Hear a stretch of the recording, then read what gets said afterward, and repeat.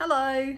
I've been asked to make a video about Meghan Markle and the Oprah interview, and I've had quite a few requests for that, and most of the videos on this channel come from people's requests, so I didn't want to turn them down. I've had really mixed feelings about things, and so I've wondered whether I can make a coherent video.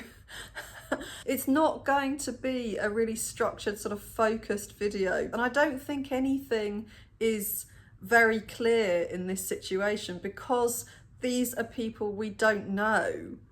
So I think what's more clear is the way the public have reacted. And that's what interests me more than the people we're talking about here.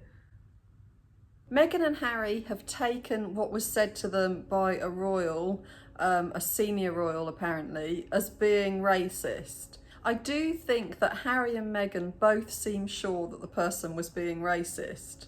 It doesn't look like this is a lie because Harry says he was shocked, and to me he looks genuine.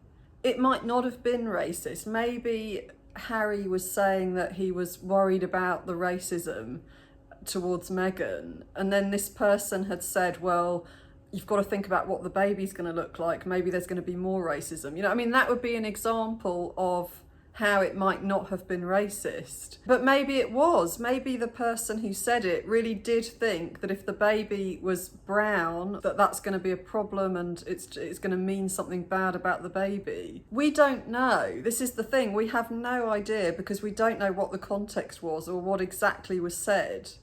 So it's, you know, how can we really form any kind of opinion about that? And it's difficult because people are all over the place. People are saying how, of course, the royal family are racist. Why didn't anyone know that before? It's so obvious. And then other people are saying the royal family aren't racist. They're talking about when Harry wore a Nazi uniform to a party when he was a kid, and they're saying that he was racist. So everyone's got an opinion. From the way Meghan talked, she seemed to suggest that Archie wasn't going to be a prince because of the colour of his skin, you know, or because he's not completely white. That doesn't seem to line up with the rules, you know, as to who can be prince. He's not supposed to be a prince until Charles is king, according to the rules that already exist. So does that mean that Meghan's lying? Does it mean she's trying to seek attention? Maybe. Or maybe that's how she interpreted things. The Queen actually changed the rules to a degree. I think it was in 2012 that she made it so that William and Kate's second child could be a princess, because before it would only have been their first child. So maybe Meghan felt that the Queen could have changed that rule but didn't because of the colour of Archie's skin. Again, we don't know. So, and this is the problem I've always had with judging Meghan Markle. I've had so many comments, not just now, but for several months before this, from people saying, can you talk about Meghan Markle and what a narcissist she is? Maybe she's a sociopath, you know. I don't know, because I don't know Meghan. But I also can't see the evidence that shows us that she is. So it's just as likely to me that she isn't, or more likely, because most people aren't.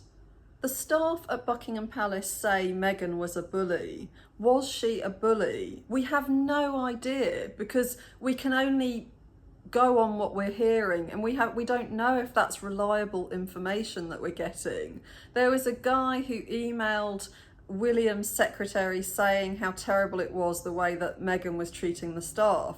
But can he be trusted? Did he have another agenda? We don't know. I think it's a bit suspect that this was leaked to the press just before the Oprah interview. Why did somebody feel like they needed to leak it to the press? What was their agenda? Why did they want everyone to think badly of Meghan? It could be that Meghan has treated the staff horribly. It makes me laugh that people ask for my opinion on this, because how on earth do I know? I don't know any more than you know. I just don't know Meghan, you know, none of us do. And you know, usually the videos I make are based on something tangible.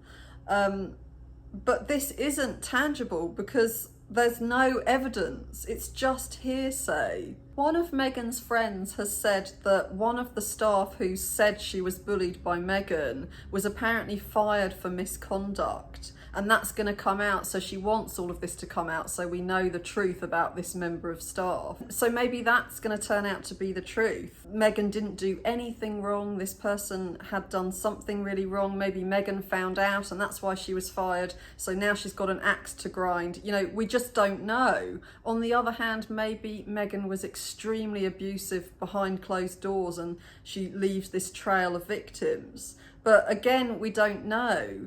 What do we know? We know that her father and her sister constantly badmouth her. Why do they feel this need to tell the world negative things about her? Why do they want us to think badly of her? That's not normal with a family member. Even if they aren't getting on, they're not in each other's lives, why do they need to talk about it to the press? Why is her sister writing a book about her that's just a nasty, bitchy book? That's not normal. So even if Meghan is this really horrible person, it still says something about the sister that she needs to tell the world about how horrible her sister is. So we don't know if the bullying allegations are based on truth, if we should take them with a pinch of salt, if we should ignore them altogether, or if they're a desperate cry for help from someone who was dreadfully abused by Meghan. We really don't know. And I think that's important. I think the fact that we don't know is really important because people still hate her so much. Bearing in mind nobody knows anything for sure about Meghan, why do people hate her? I was shocked that they said the things they said in that interview. There were things that I felt uncomfortable with them talking about. People in the family curtsy to the Queen. Meghan was really shocked by that. And talking about it, well, it is odd. None of us are in families where that happens, so we don't relate to it.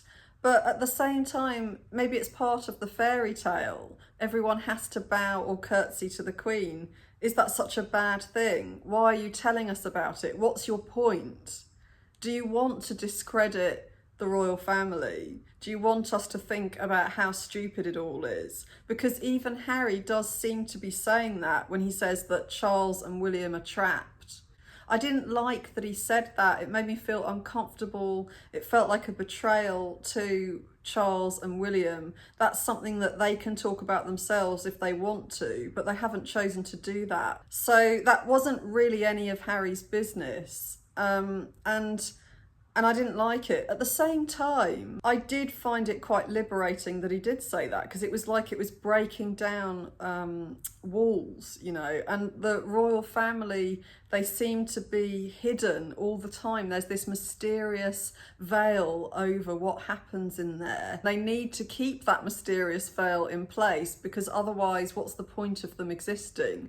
If we just know everything about them, then we realise they're just as human as everyone else and there's nothing special about them, so why do we have them? People have pointed to Meghan's previous marriage. They've said she suddenly left her poor ex-husband. He had no idea that was coming. Well, I don't know if that's true because he hasn't spoken to the press. So maybe that is 100% true and she just left this poor guy not knowing what had hit him. But maybe it isn't true at all. We just don't know. So because of that, I can't use that information as meaning anything. Some people who've known Meghan have said that she just suddenly ghosted them and how horrible that was of her, how unexpected, and they used to be great friends. But again, what does that really mean? Does that mean that she has behaved in this really cold, heartless way towards a number of people? Or does it mean that she had some toxic people in her life, figured that out and left them behind, and now they're all talking to the press to get money and to degrade her publicly? She does have someone who appears to me to be a narcissist, at least one of them in her life, or she did have, you know, her father and her half sister. Both of them behave in really narcissistic ways. So maybe because of that, she was in the habit of meeting other people who were similar. And she started to realise that, and she cut them off, she cut them out of her life. And now they're getting their revenge by bitching about her to the media. Because if they weren't like that, if they were really good, kind, empathic people, why would they be going to the press and talking about their ex-friend? Even if they didn't like her anymore, why would they want to share that with the world? Why would they want to humiliate someone and get people to think badly of them? And maybe she was insensitive when she moved on from them. Maybe she could have done it in a nicer way. So it doesn't have to be black or white. It doesn't have to be one or the other. But if she was a bit insensitive, if all of that is true, why does that really matter?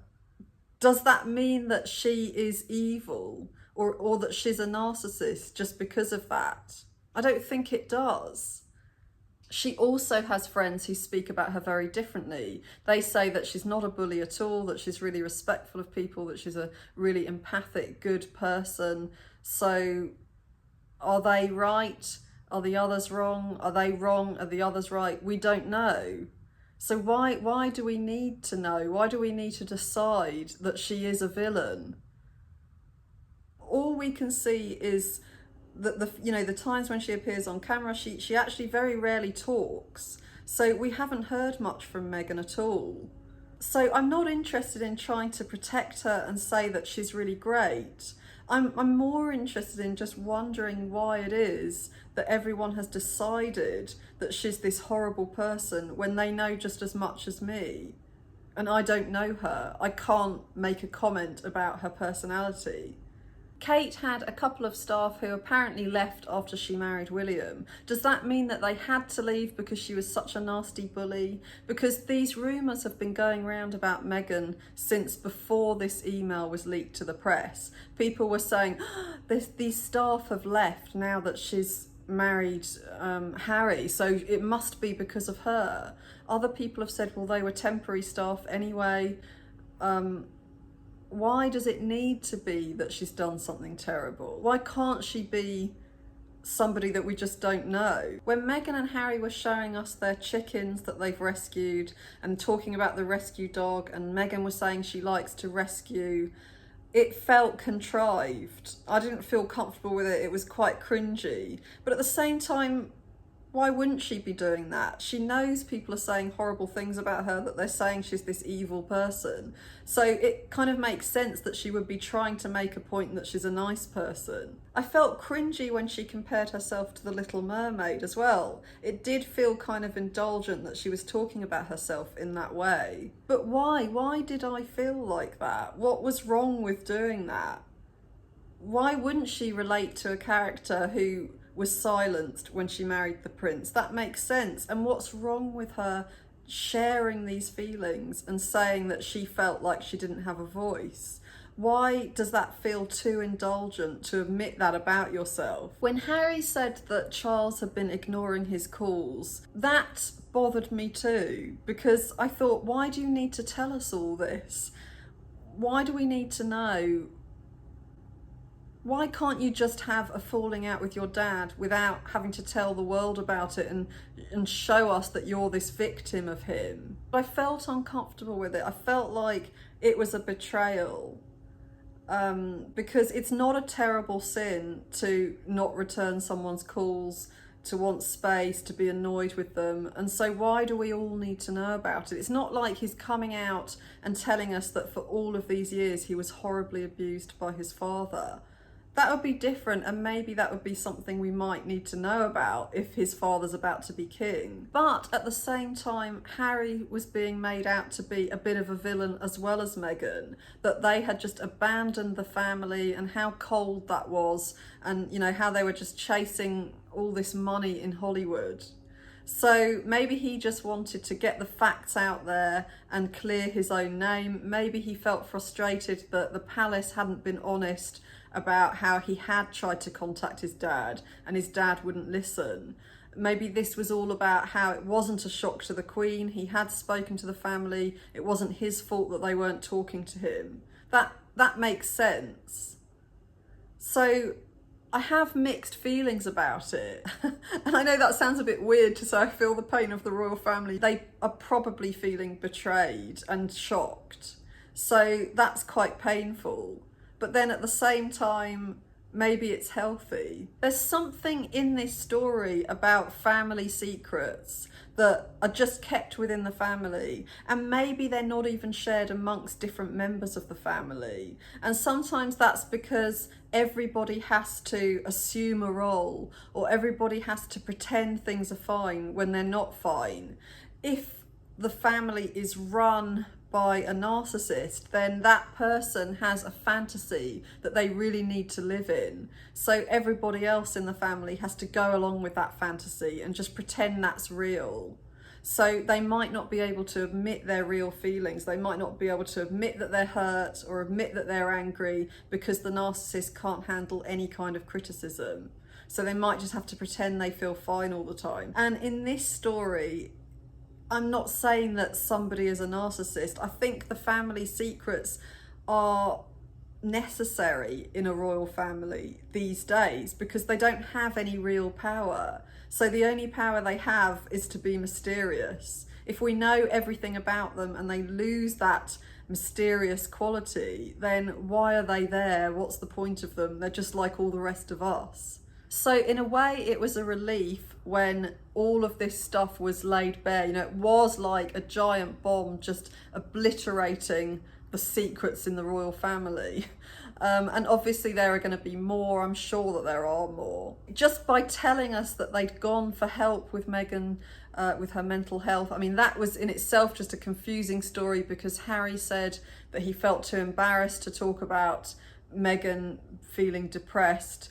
But then at the same time, Meghan was saying she'd told everyone and they weren't helping her. So I don't know what was true, and none of us do. But even just talking about these things and telling us things that the palace aren't telling us, we don't want this facade. We just want to know the truth. We want to know about people that we all relate to. And it's nice to hear human stories. And for Harry, growing up in that environment, it must have been like being in a pressure cooker. So I'm sure it was a relief for him. And I've heard that apparently they feel liberated now. But it came at a cost, because now their family might feel quite humiliated and betrayed and upset. Talking about Kate and saying, actually, Kate made me cry. Well, that seemed again like a betrayal of Kate. It seemed really petty. It happened a long time ago. Why do you need to talk about this? You know, if Kate came round with flowers, that sounds very sweet. How do we even know if Kate making Meghan cry meant Kate had done something bad? Maybe Meghan was being oversensitive about something and Kate didn't mean it in that way. Or maybe they both upset each other equally, but Meghan happened to cry. Maybe Kate did cry later. You know, we don't know the story. So why are you telling us this small fraction of it that's going to make Kate look bad? That felt, again, really uncomfortable. But on the other hand, Meghan was made out to be this evil villain in the papers, and Kate wasn't setting the story straight, and nor was the palace. And should they have done? And I think for Meghan, she felt that they should have done. It felt like this huge betrayal that they didn't. Was it? I don't know, because for me, if a troll makes a comment, I don't respond to that comment. You know, if somebody has something nasty to say, you know, people in the past have made videos being nasty about me, and I haven't responded to those videos. And that makes sense to me. That's the same advice I'd give to somebody else. Just don't respond. Don't give it any energy. So, you know, in that respect, I don't know that the palace did anything wrong to not respond. I think that the people who choose to believe those claims, that's their business, that's their choice to believe them, and you can't control that. If somebody wants to believe something really bad about somebody based on really no evidence, then that's up to them. And it sounds like a huge proportion of people actually did. They made this decision that Meghan was an awful person because of what they read in the papers. And Meghan and Harry have felt that it's the paper's fault. Of course, Harry has good reason to have a problem with the press because of what happened to his mother. Other people could read exactly the same headlines and just not buy into it. We still have our own brains. You know, we can read something in a tabloid and choose whether we're going to believe it or question it. And if people choose to believe it, then I would think just let them do that. I think the problem is that a lot of people do believe what they read in the newspaper. They don't seem to know any better than that. They just believe whatever gossip they read, and that's now worse than ever because there's so much of this fake news going around. So that's why I think it is important that the media are careful with what they say and that they can be held accountable for what they say. In Meghan's case, it was really difficult because there were lots of things that couldn't be disproven. You know, people could talk about her posture and say that, oh, this means she's a show-off. So how do you disprove that? So there was a lot of this sort of bias against Meghan that was going on in the press that she wouldn't really have been able to fight because there wasn't a solid truth that was being lied about. I think for Meghan, if it kept happening over and over again, then it would make sense that it would affect her mental health and that she might be feeling really bad. What would it be like for somebody to have the press constantly saying horrible things about you, lots of the public believing it, when you're in the public eye? How humiliating would that be? Because you can't hide. And while all of that's going on, you've got your family humiliating you constantly, just getting as much money as they can from the press, one of them writing a book about you. I think it would be really overwhelming. So why were people not ready to believe her when she said she felt suicidal? Isn't that enough for somebody to maybe feel that way? To leave their home country, be in this new country where you're just always in the limelight and you're always being picked apart and spoken of in a really disrespectful, bitchy, nasty way. I think one of the reasons some people didn't believe her was that she said it in quite a strong way. So she looks confident. So the way she looks doesn't seem to match with what she's saying. Was she feeling really vulnerable? Was she really feeling close to the edge when she sits there looking really comfortable in her own skin, calm and strong? Or is she just manipulating us all? I think some people can find it hard to be vulnerable, and maybe Meghan's one of them. Maybe she is one of those people who finds it hard to talk about her emotions and be in that place at the same time. Maybe this is how she protects herself. So she doesn't really feel what she's saying when she says it. But that doesn't mean that it isn't true. In the next video, I'm going to look at Piers Morgan and why he hates Meghan so much. Why does he feel it with such a passion? Why did he lose his job over it? Why does it all mean so much to him? I'm also going to be talking about the press and whether they were racist. If they were, in what way were they racist? So if you haven't subscribed, please subscribe and I'll see you then.